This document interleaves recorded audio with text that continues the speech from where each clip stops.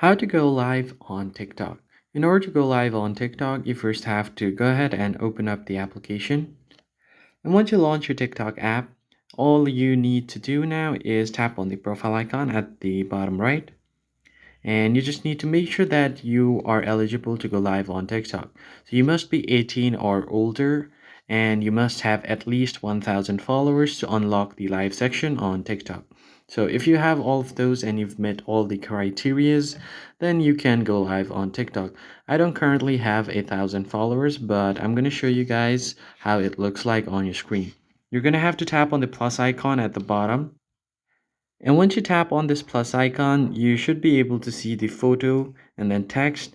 And after this, you'll find the live section right here. So here right besides the photo option, you will find the live option where you have an option to go live. Just tap on go live and then your live stream will begin on TikTok. Now you could also invite your friends to join your live and they will join your live too.